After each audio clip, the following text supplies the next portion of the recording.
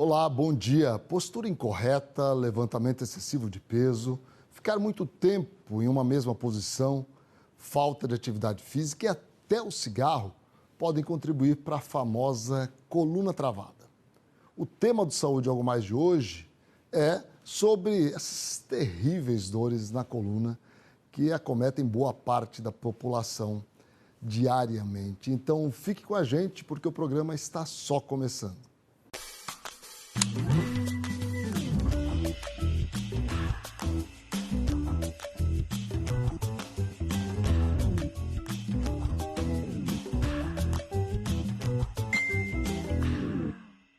Você sente dores na coluna com frequência? Sabe o que pode estar causando esse desconforto? Os motivos para dores na coluna podem ser vários e para explicar suas causas e tratamentos, quando é preciso uma cirurgia ou não, nós convidamos um especialista, o médico ortopedista Diogo Carvalho, que vai falar um pouco mais desse assunto com a gente. Bom dia, Diogo. Seja bem-vindo ao Saúde Algo Mais. Tudo bem? Olá, bom dia. Tudo bem? Vamos lá, pode sentar. Diogo, com certeza a gente começou a falar sobre coluna, muita gente ali atrás das câmeras se mexeu, não é? Porque é um problema que acomete boa parte da população. Quais são os principais fatores, né, que levam a essas constantes dores na coluna? O problema de coluna, né, a dor na coluna, ele é muito comum porque nós temos vários fatores que, quando eles estão relacionados, eles aumentam muito a chance da gente desenvolver, né, uma dor ou um problema de coluna. A gente tem aí como exemplo o sedentarismo, né, a falta de atividade física, o sobrepeso, né, o peso aí acima do normal, o tabagismo também, hereditariedade, né? Então, às vezes, nós temos alguém na família que tem um problema de coluna, a chance da gente ter um problema de coluna é muito grande. Um trabalho pesado, uma pessoa que trabalha com um serviço, né, mais pesado, uma atividade física de muito impacto pode também levar a isso daí. E o famoso erro de postura, né? Então, o erro de postura, ele está no nosso dia a dia e no dia a dia de todos nós, mas a gente tem que tentar corrigir, com o passar do tempo, a gente vai aprendendo, né? Quais são as melhores maneiras para a gente corrigir. Então, é muito comum a dor na coluna porque ela está relacionada a vários fatores. O fator hereditário tem peso muito grande na determinação do aparecimento dessas dores? Tem, o fator hereditário, ele é muito importante. Eu costumo dizer que ele está entre os principais, né? Porque eu já tive, né, pacientes que às vezes faz uma atividade física, né, tem uma musculatura fortalecida, não trabalha aí com um serviço pesado, ele cumpre quase todos aqueles quesitos e aí aparece lá com uma hérnia de disco na coluna e a gente fica, né?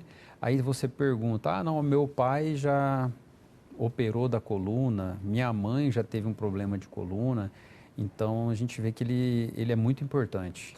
A gente percebe, assim, todos os médicos, profissionais de saúde que passam por aqui, elencam a obesidade como um grande problema.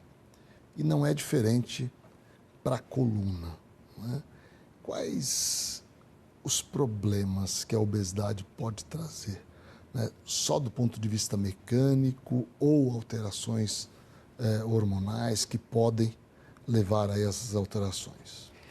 A obesidade, do ponto de vista mecânico, né, a gente tem uma sobrecarga maior na coluna e nos discos, principalmente, mas a gente sabe que a pessoa que está com sobrepeso, a pessoa que é obesa, ela tem, né, uma dificuldade maior para se exercitar, ela tem uma dificuldade maior para aderir a um tratamento. Imagina, né, nós aí, você tendo que todos os dias levantar, né, dormir, trabalhar com um peso muito acima do normal. Então, existem vários fatores dentro da obesidade que está relacionado, sim, com, né, a dor na coluna. Por falar em atividade física, a gente sabe que para garantir uma boa saúde cardiovascular, fazer uma caminhada, uma corrida leve, andar de bicicleta, né, são atividades suficientes aí para garantir uma boa saúde do ponto de vista cardiovascular. Agora, muita gente não dá muito valor à atividade que envolve a musculação, né, a melhora da resistência muscular. Eu imagino que isso deva ter uma importância muito grande para a estabilidade da coluna, né, e o não fortalecimento da musculatura ao longo dos anos pode trazer aí problemas mais importantes? Pode sim. Eu costumo dividir a atividade física em uma atividade aeróbica, né? Que é aí o cardiorrespiratório, você vai evitar aí vários problemas de saúde, e também a parte de fortalecimento muscular. Porque eu acredito que as duas elas têm que estarem juntas, né? Às vezes nós temos uma pessoa que pratica um tipo de atividade, mas não outro. Então, é o bastante?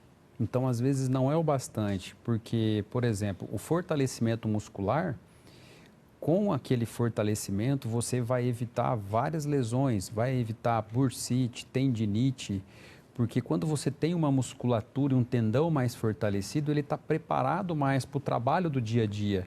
Então, às vezes, nós temos uma pessoa que trabalha com movimento repetitivo, mas se ela faz um fortalecimento muscular, o tendão dela está mais preparado, dificilmente ela vai ter uma tendinite.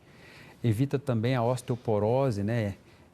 A pessoa que pratica uma atividade, ela fortalece o músculo, que também fortalece o tendão e o osso, e principalmente o problema de coluna, né? Porque o fortalecimento da musculatura ao redor da coluna, eu costumo dizer, tem um grupo de músculo que a gente chama de core, e ele faz, né, como se fosse um colete ao redor da coluna. E esse colete, quanto mais fortalecido ele é, durante os movimentos do dia a dia, menor é a sobrecarga em cima da articulação da coluna. Ele protege, né, de uma maneira melhor a coluna, né? E quais são os fatores associados, por exemplo, postura e estresse? Qual o impacto que eles trazem aí sobre a coluna vertebral? Mas eu quero que você responda isso após o intervalo. A gente já volta.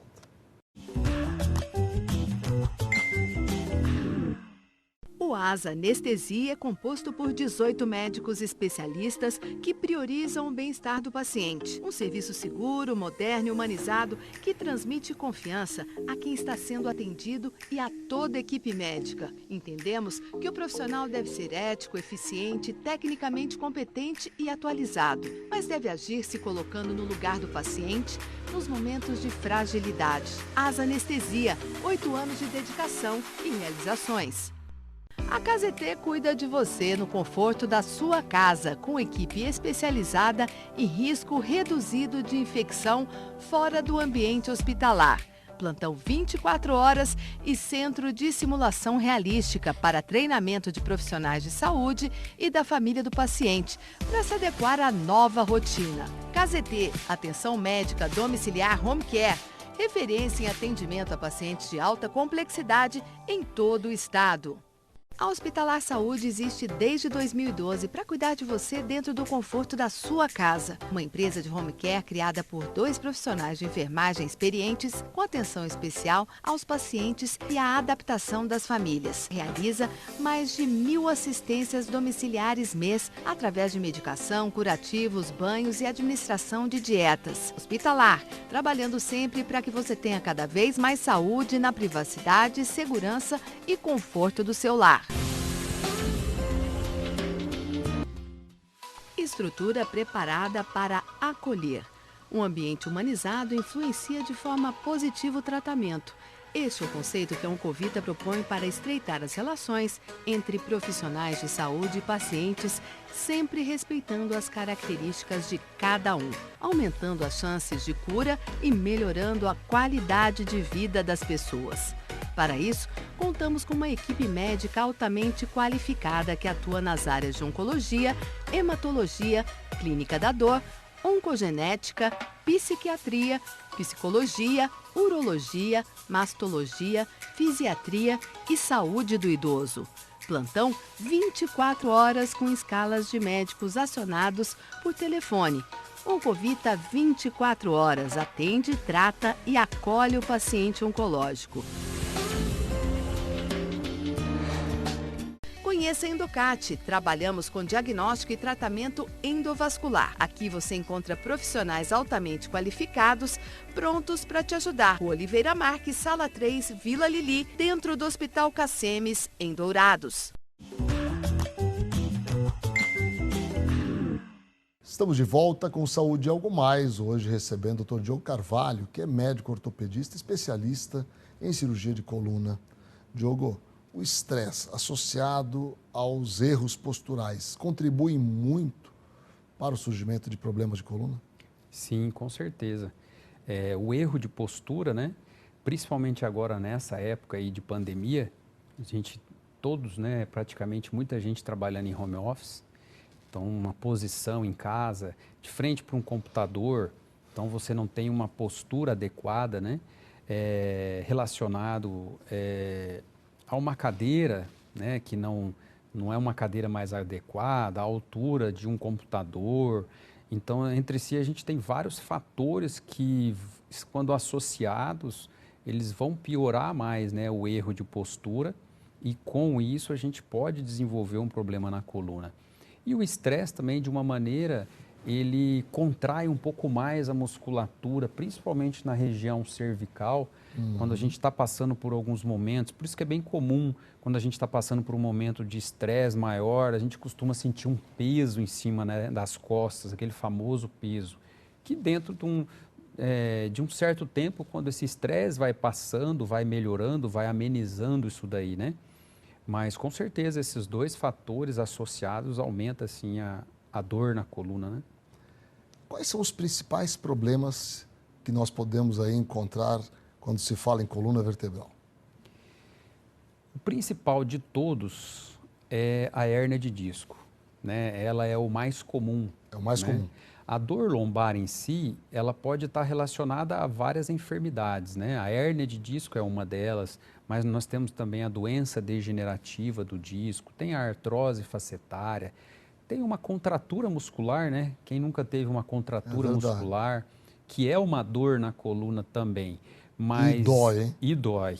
E demora a passar, esse é o problema. Demora a passar. Então, assim, a hérnia de disco é a mais comum, ela que acomete, né, a doença do disco, ela que acomete uma grande parte da população hoje em dia.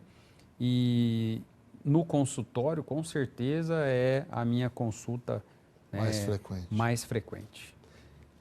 Como é que você chega ao diagnóstico de hérnia de disco? A hérnia de disco, você começa o diagnóstico a partir de uma história clínica, né? Que sintomas esse paciente apresenta? O paciente chega e ele reclama, né, que tem uma dor lombar que irradia para um membro inferior, quando a gente tem uma hérnia na coluna lombar, ou quando é uma hérnia na coluna cervical, irradia para um braço. Ele tem algumas alterações no exame neurológico, ele tem aí uma parestesia, né, uma dor irradiada, aquele formigamento, pode ter uma sensação de dormência também e até a perda de força, que a gente costuma dizer que já é algo um pouco mais, né, grave, né, relacionado a isso daí. Então, aquela pessoa que chegou com essa dor, sem melhora, às vezes com anti-inflamatório, um analgésico, durante essa história, esse exame físico, esse exame neurológico, te faz pensar muito, né, numa hérnia de disco.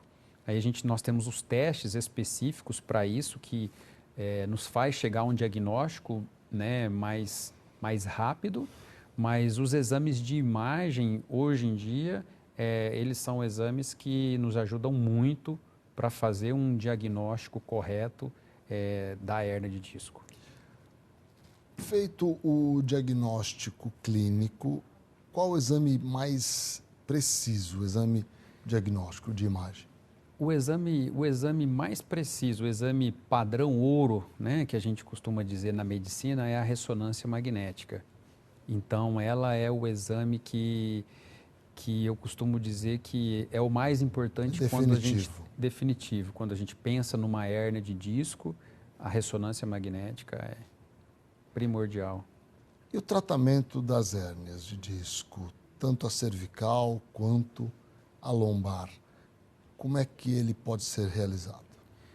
Bom, o tratamento em si, de uma maneira geral, para qualquer tipo de hérnia, né, é muito importante a gente ter isso em mente, que o tratamento, 95% das vezes, ele é conservador. Então, não precisa de cirurgia. Não precisa de cirurgia. A pessoa vai fazer uma fisioterapia, o paciente, uma acupuntura, entra com uma medicação, né, corrige o erro de postura. Assim que ele saiu da crise, a gente faz um fortalecimento muscular. Então, o organismo em si, ele acaba absorvendo esse gel que saiu, né, essa hérnia de disco, que é quando o gel que está ali dentro, aquele núcleo pulposo, ele sai e ele começa a encostar no nervo ou na medula. Então, cerca de 95% melhora com o tratamento conservador. O tratamento conservador teve uma evolução significativa, né, nos analgésicos, na redução dos efeitos colaterais, né? Teve bastante. Hoje em dia nós temos muitas medicações que são bem seguras, né? E quando elas estão associadas a uma terapia também, né, o resultado ele é muito maior, né? Então eu costumo dizer que a hérnia de disco você tem que atacar ela de várias maneiras. Então você entra com um anti-inflamatório, um analgésico, associa uma acupuntura, uma fisioterapia, depois um pilates. Pilates ajuda bastante, né? O pilates ele é muito importante, porque ele trabalha a postura, o equilíbrio, trabalha a respiração e ele também faz o fortalecimento daquela musculatura mais profunda ao redor da coluna. Então, ele é muito importante no tratamento. A yoga ajuda? A yoga também é uma terapia que ela é útil, né? E é eficaz. Hoje nós temos, assim, várias técnicas de tratamento que são eficazes e que têm um resultado comprovado para a hérnia de disco. Se a gente for citar aí, nós temos mais de 30 técnicas de tratamento, né? Então, eu acho que o tratamento em si, ele não depende em si da quantidade de técnica que é aplicada, mas se ela é bem aplicada, se é feita por um bom profissional e se o paciente adere ao tratamento de uma maneira real. Por quê? Hoje em dia nós temos aí uma grande maioria desses pacientes, quando eles fazem o primeiro, o segundo mês de tratamento e tem uma melhora grande, eles costumam não retornar na consulta para continuar o tratamento. Ah, eu já melhorei, eu tenho que trabalhar, eu tenho que cuidar de casa, eu tenho que fazer um monte de coisa, eu não estou nem sentindo dor mais, né? Aí acaba não retornando. E a gente perde aquela sequência do tratamento. Faltou o fortalecimento, faltou a correção do erro de postura, né? Faltou o trabalho da respiração. Então, o tratamento não chegou nem na metade, mas a dor, que é o alívio imediato, ele já teve. Se o tratamento conservador não der certo... Aí, a gente tem algumas terapias e também o tratamento cirúrgico. É da cirurgia que nós vamos falar após o intervalo. Fiquem com a gente.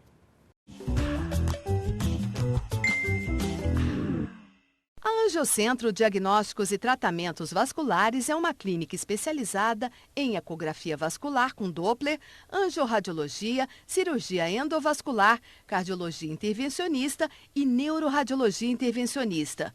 Atua com modernos equipamentos e profissionais conceituados para garantir o atendimento de excelência a todos os pacientes. A Angiocentro fica na Rua Antônio Maria Coelho, 2728, no Jardim dos Estados, em Campo Grande. MS Diagnósticos Médicos, uma empresa que possui corpo clínico altamente especializado e humano, aparelhos modernos para você cuidar da sua saúde. MS Diagnósticos Dourados, Unidade 1 situada no Hospital Cassemes. E MS Diagnósticos Ultrassonografia Unidade 2, localizada na Clínica dos IPs, em Dourados.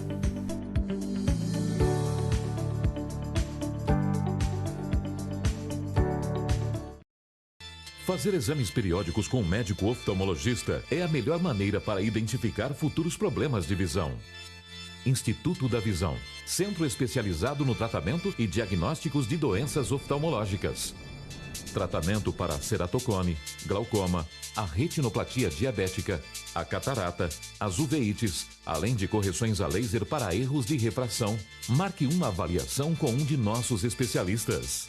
Instituto da Visão. Cerdil, Centro de Radiologia e Diagnóstico por Imagem. O Cerdil é uma clínica especializada em exames de radiologia e diagnóstico por imagem que atua em Mato Grosso do Sul desde 1996. Atualmente com unidades nos municípios de Campo Grande, Corumbá, Dourados, Naviraí, Ponta Porã e Rio Brilhante. Cerdil, diagnósticos avançados e atendimento responsável.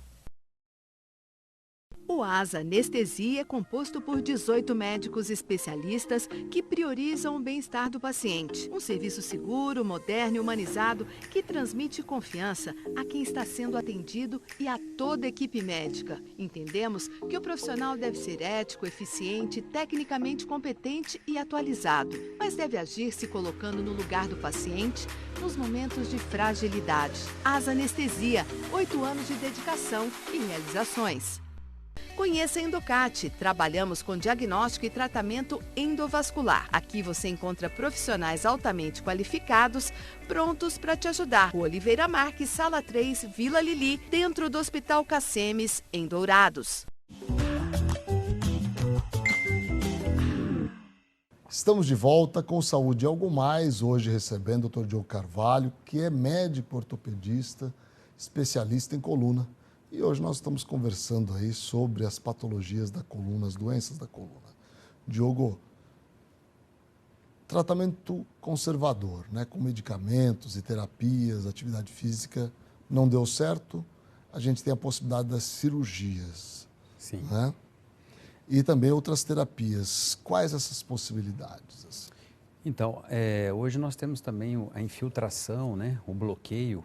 É uma terapia aí um pouco mais invasiva do que um tratamento conservador, que ele também pode ser eficaz, e também tem o tratamento cirúrgico. Quando é que indica a cirurgia? A cirurgia ela tem uma indicação muito precisa, né? A gente indica uma cirurgia em um paciente que ele está realizando um tratamento conservador e a partir de um certo momento ele começa a apresentar uma perda de força. Então, você inicia um tratamento conservador e você nota que o paciente vai piorando, né? A dor não melhora, a dormência, o formigamento e começa a evoluir com um déficit neurológico, uma perda de força na perna ou no braço. É aí que você indica o tratamento cirúrgico ou também no caso de uma síndrome da cauda equina, quando você tem uma compressão muito grande, aí a pessoa tem alguns sintomas relacionados a uma dormência na região perianal e outros lugares, associado à perda de força, disfunção de esfíncteres. Então, assim, ele tem aí uma indicação bem precisa. A cirurgia causa um certo pavor nas pessoas, principalmente quando se fala em coluna. Se justifica isso nos dias de hoje? Não, de forma alguma, né? Hoje eu costumo dizer que mudou muito, a medicina evoluiu muito, o tratamento cirúrgico em si evoluiu muito, então nós temos algumas técnicas, né, de tratamento e elas são pouco invasivas, tem uma reabilitação melhor, Então, essa afirmação que nós tínhamos durante muitos anos, ela não é correta mais a gente dizer isso daí, né? Quais as técnicas mais usadas atualmente para a cirurgia? Até os dias de hoje, nós temos aí uma cirurgia que é considerada a cirurgia padrão ouro para tratamento de hérnia de disco, que é a microdissectomia. Através de uma anestesia geral, você faz uma incisão de aproximadamente 2 a 3 centímetros, divulsiona a musculatura, retira um pedaço do osso até você chegar na hérnia e tirar ela. Então, essa cirurgia a gente costuma dizer que é uma cirurgia pouco invasiva, tem uma reabilitação boa. Mas de alguns anos para cá, a gente vem evoluindo e chegou, né, o tratamento com a cirurgia endoscópica. A cirurgia endoscópica, você tem uma incisão de 0,5 centímetro ou até menos, né? É um procedimento que você pode fazer até com uma sedação. Você faz um procedimento de manhã e à tarde você já está liberado para casa. Então, nós tivemos aí tem uma reabilitação muito rápida. Eu tenho pacientes que a gente opera e que em uma semana ele já está retornando ao trabalho. É incrível isso. Então, assim, o ponto, às vezes é um ponto desse tamanhozinho, né? E através dos dilatadores, você entra com o endoscópio e tem uma visão, né? No monitor, você tem uma visão que ela é ampliada, então você consegue ver praticamente tudo que você precisa. E com maior segurança e precisão na hora do ato cirúrgico, né? Sim, a cirurgia endoscópica na coluna, eu costumo dizer que ela chegou atrasada, porque hoje em dia nós temos aí, você vai fazer uma cirurgia de ombro, né? Dificilmente você vê um profissional que vai fazer uma cirurgia aberta. Sim. Então, geralmente é por artroscopia, de joelho também, vai fazer uma vesícula, né? Então, hoje em dia nós temos aí por vídeo. Então, a coluna em si, é que nós temos um espaço para trabalhar ali na coluna, que ele é um espaço rotineiramente menor do que a maior parte dos outros onde a gente trabalha. Mas, mesmo assim, a gente consegue fazer o procedimento com uma eficácia muito boa. Pós-operatório é tranquilo? Pós-operatório é muito tranquilo. Fisioterapia tem importância? Fisioterapia, curativo, você pode usar até um band-aid, aquele curativo pequeno, porque geralmente tem pouca secreção. Uhum. Com 10 a 15 dias você consegue retornar ao trabalho. Sangramento, muito pouco. Como eu disse, às vezes você interna de manhã e de tardezinha você já consegue ir para casa. Lógico que assim, depende, né? Cada caso aí é um caso, mas assim, a grande maioria das vezes a gente consegue. Então, assim, é uma cirurgia que chegou e está tomando o seu espaço, né? Está adquirindo o seu espaço. E eu acho que não tem como ela não progredir de agora para frente, né? Diogo, uma curiosidade, a gente ouve muitos pacientes, olha, fui ao massoterapeuta, ele colocou minha coluna no lugar.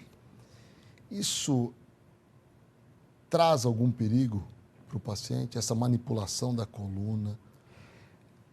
Então, quanto à manipulação em si, eu acredito que ela é bem-vinda, né? Nós temos alguns tratamentos também, a osteopatia, onde você faz a manipulação, ela é bem-vinda. O que a gente às vezes tem algum receio é a manipulação muito abrupta, né?